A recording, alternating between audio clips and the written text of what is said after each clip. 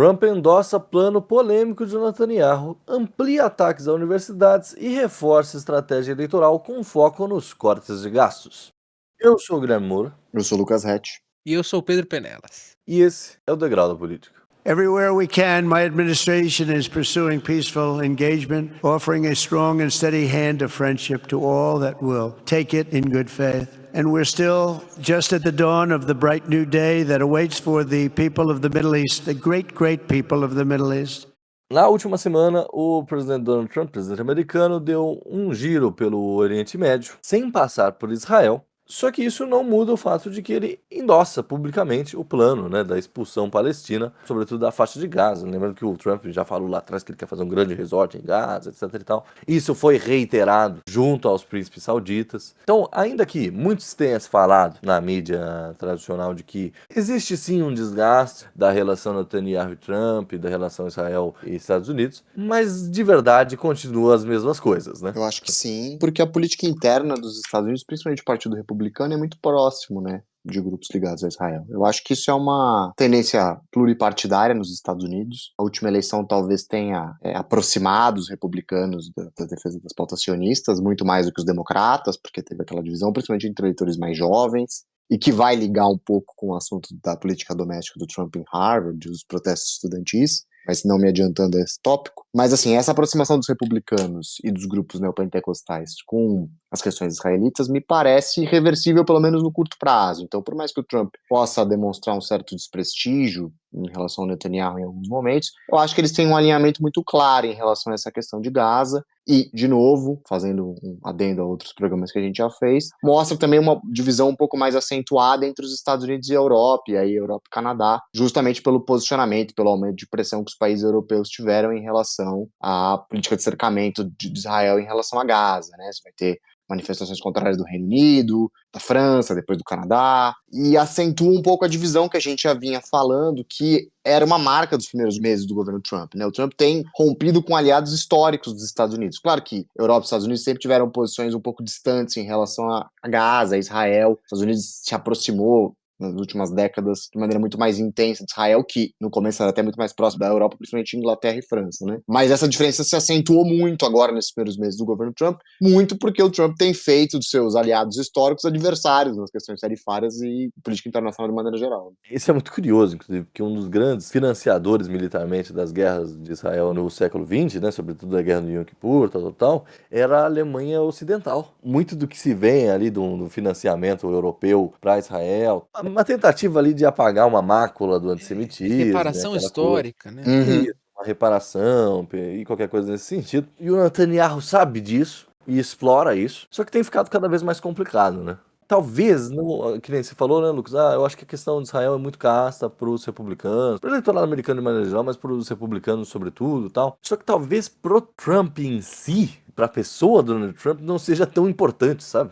O Trump, ele tem esse desejo de ser um peacemaker, tal, tanto que ele falou que ele ia acabar com as guerras em 24 horas, ele ia isso, ele ia aquilo, tal. E, bom, ele precisa acabar. E, por sua vez, o grande lance, a grande divisão entre ele e o Netanyahu, é que pro Netanyahu, enquanto durar, tá bom, né? Porque se acaba a guerra, acaba o governo Netanyahu. Se acaba o governo Netanyahu, o Netanyahu tem seus problemas internos lá de corrupção e etc. para resolver. Talvez o problema de agenda entre Netanyahu e Trump, na verdade, esteja mais com seus focos de política interna do que de política externa de verdade. Sem dúvida. Agora ele foi para a Arábia Saudita, né? Foi recebido com grande pompa. Ganhou o avião lá, os bilionários lá. E a Arábia Saudita tem um posicionamento peculiar nessa questão de Palestina e Israel, né? Eles são contra a Palestina. Mais ou menos, né? Existe uma vontade da Arábia Saudita de ter portos no Mediterrâneo. E Gaza seria um lugar para isso. Então, se o plano deles desse certo, eles teriam chances de ter ali saídas. Aí não precisaria passar pelo canal de Suez, não precisaria, enfim, teria uma projeção ali, né? A Arábia Saudita, ela tenta, assim, existe um desejo por parte do governo de se colocar como o novo califado islâmico ali na região, né? E eu acho que o Trump entende isso um pouco, sabia? Quando a gente fala sobre a Rússia e sobre a China e tal, que o Trump entende o mundo multipolar e com suas lideranças locais, eu acho que o Trump, ele olha para a Arábia Saudita e fala, só pode ser esses caras que mandam na Arábia, tem né? ali uma divisão entre a Arábia Saudita e Israel, né, na região, como forma de estabilização, quer dizer, os países árabes mais ligados à Arábia Saudita e Israel como esse Estado, né, construído com apoio europeu e americano, né? Mas assim, o plano em si é absurdo, né? Sim. Você vai remover milhões de palestinos de Gaza, levar eles para países árabes vizinhos, o Líbano, o Egito, a Jordânia, pessoas que não são naturalmente desses territórios, são milhões de refugiados que iriam para territórios onde eles não vão ser tão bem recebidos, onde esses estados não têm condição de dar estrutura para esse fluxo migratório tão grande, até porque muitos desses estados não conseguem dar condições mínimas de subsistência para os seus cidadãos, em muitos casos, né? A Arábia Saudita é um país rico, próspero, mas isso não é a realidade do parte dos países do Oriente Médio. E assim, a gente está falando de um cenário de fome em Gaza escandaloso pelo que tem se reportado aí nas últimas semanas em relação aos relatórios produzidos pela ONU, pela Unesco e etc. Então, assim, o plano, tanto do ponto de vista humanitário quanto do ponto de vista político-geográfico, é desastroso, assim. Mas a possibilidade de estar falando ele em voz alta, e o Netanyahu o anunciou, também mostra um pouco esse alinhamento, mesmo que não em nível pessoal, como você comentou, e eu concordo, talvez o Trump não tenha essa mesma distinção que muitos dos eleitores republicanos têm, mas o Netanyahu, obviamente, se sente muito mais encorajado por uma administração republicana do que se sentiria por uma administração democrata. Não que os democratas fossem romper absolutamente seus laços com Israel, isso até foi um custo político elevado na campanha, já fazendo uma ponte para o assunto de Harvard, que está dentro da política interna, mas na bola dividida que a Câmara teve em relação a condenar a ação de Israel em Gaza ou continuar endossando, ela ficou meio no meio termo ali, mas não aderiu a um movimento mais forte da juventude do Partido Democrata, que era uma condenação mais pública em relação à guerra, né? Então, assim, mostra que o Partido Democrata também ainda tinha uma ligação mais forte com comunidades judaicas dentro dos Estados Unidos e entende essa base de comunidade judaica como importante do ponto de vista eleitoral, ainda mais importante do que esses jovens democratas, muitas vezes mais à esquerda, que entendem a questão palestina como mais central para o seu direcionamento de política, né? Em termos gerais, a diplomacia democrata é sempre mais presente do que a dos republicanos, né? Então, pro Netanyahu é bom.